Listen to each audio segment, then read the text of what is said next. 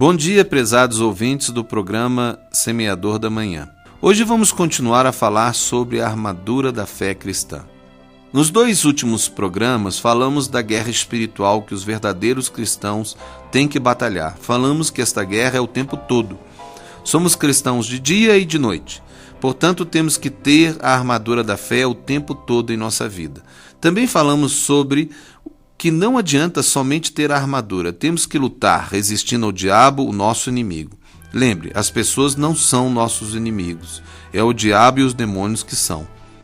E não lutamos contra carne e nem contra sangue, ou seja, contra homens. Lutamos contra principados e potestades, ou os espíritos do mal, os demônios.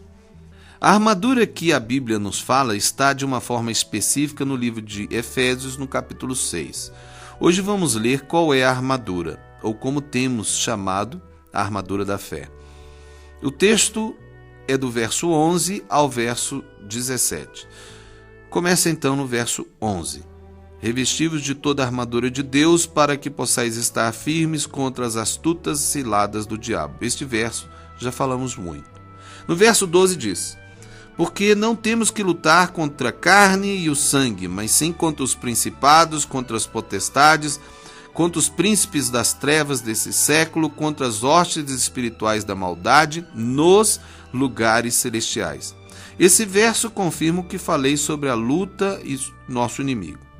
No verso 13, não começa a falar sobre a armadura, que iremos estudar nesses próximos 3 programas.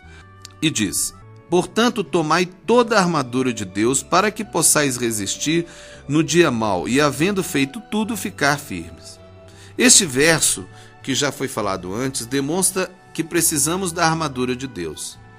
Os versos 14 a 17 explicam a armadura. Preste bastante atenção.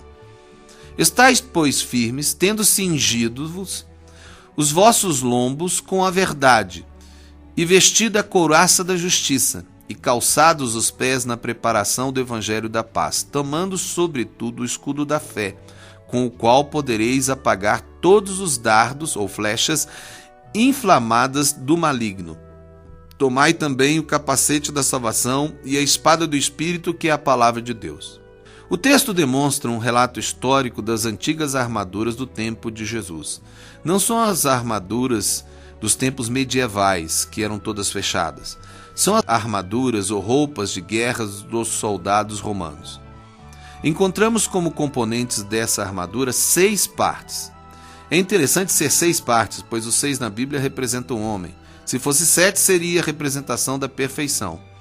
Então podemos considerar que o significado é que é parte do homem estar na batalha, estar preparado com o que Deus nos deu para lutar.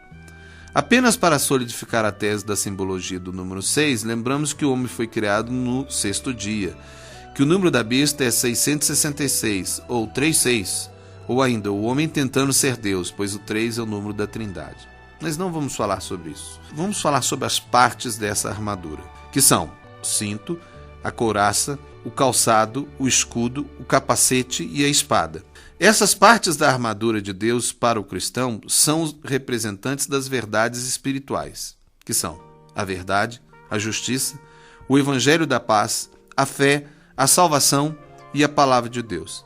Tente anotar essas 6 partes, vendo em sua Bíblia as 6 partes. Agora eu vou repetir. Preste atenção e vou ligar essas partes simbológicas com as partes verdadeiras. O cinto da verdade, a couraça da justiça, o calçado do evangelho da paz, o escudo da fé, o capacete da salvação e a espada, que é a palavra de Deus. De todas as partes, na armadura, somente a espada é uma arma para lutar, além de defender. As outras 5 partes são para nos defender do ataque do inimigo. Deus realmente nos mostra como Ele nos manda para a luta. Ele nos protege. Além disso, Deus é o Deus da vida. Ele pode ressuscitar até o morto. Nada é impossível para o Senhor. Vamos começar a ver essas partes considerando que Deus colocou em ordem o revestimento, assim como um soldado romano deveria se vestir da sua armadura. A primeira parte é o cinto. O cinto era o que tinha 2 objetivos. Primeiro, proteger a parte baixa do corpo, ou a região dos intestinos e dos órgãos reprodutores. O segundo objetivo era segurar o local para colocar a espada e ser base do restante da vestimenta, principalmente a couraça que viria logo acima. Podemos então tirar como lição que o cinto é a primeira parte da nossa armadura, é a verdade. Sem a verdade, o cristão não consegue lutar, não consegue ser cristão. É por isso que um cristão que aceita suborno, aquilo que é chamado de gasosa, saldo, é um cristão fraco, pois não vive na verdade, aceita a mentira como parte do seu sustento. Quando o cristão aceita a mentira, ele é fraco, e a sua armadura logo cai quando vem ao ataque do diabo. O cinto da verdade é o sustento para a couraça da justiça. Não há justiça sem verdade. Não há uma justiça que mente. Também esse cinto que nos protegerá a capacidade de reprodução. Um soldado sem cinto poderá ser aleijado e perder a possibilidade de se reproduzir. Portanto, a verdade é a base da reprodução espiritual.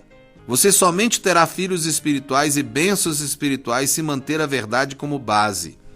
Vimos até líderes cristãos criando ministérios baseados em mentira. Isso será uma destruição para a igreja. O cinto também é a base da espada, ou a verdade é que sustenta a palavra de Deus em nós. Não podemos ter a palavra de Deus sendo uma arma de luta sem que esta palavra seja a verdade que Deus fala. Cuidado com as doutrinas falsas que destroem a força da palavra de Deus. Depois do cinto da verdade, temos que colocar em nosso peito a couraça da justiça. A verdade nos leva a aceitar a mensagem do Senhor e não sermos orgulhosos, nos arrependermos todas as vezes que pecarmos. E a justiça nos justifica, nos protegendo de toda seta ou flecha do diabo. A couraça protegia principalmente o peito do soldado. O peito tem o pulmão e o coração. Sem respirar, morremos. Se o coração parar de bater, morremos. Aqui está o centro de nossa vida física. A couraça da justiça está ligada à justificação que Jesus promoveu através da sua morte na cruz. Ele nos justificou sendo nós pecadores. E somente podemos enfrentar o diabo e os demônios com a certeza de que somos justificados. Quando o diabo dizer que você pecou, você sabe que pecou, mas que Jesus te perdoou e te purificou. Além da justiça que recebemos, temos a justiça que vivemos. Não podemos apenas crer na justiça que nos justifica.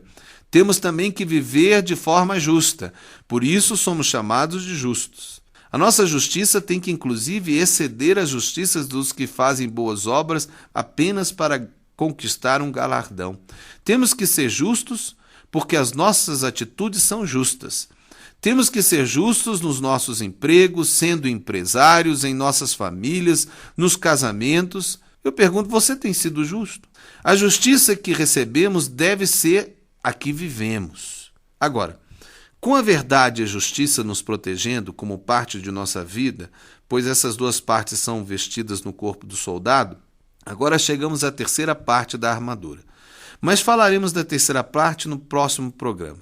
Para terminar, quero relembrar as 6 partes da armadura. Vamos, fale comigo. O cinto da verdade, a couraça da justiça, o calçado do evangelho da paz, o escudo da fé, o capacete da salvação e a espada de Deus. Lembre que a armadura é para a vida toda e você tem que estar vestido dessa armadura em todas as situações da sua vida, ou seja, no trabalho, na sua escola, na sua casa, na rua, no restaurante, no carro, dirigindo ou como peão, fazendo negócios, comprando ou vendendo. Quantos deixam a verdade e a justiça quando estão comprando ou vendendo? E com certeza o diabo irá aproveitar para te ferir. Lembre, quando estiver em pecado, o diabo pode te destruir. Que Deus vos abençoe e até o próximo programa.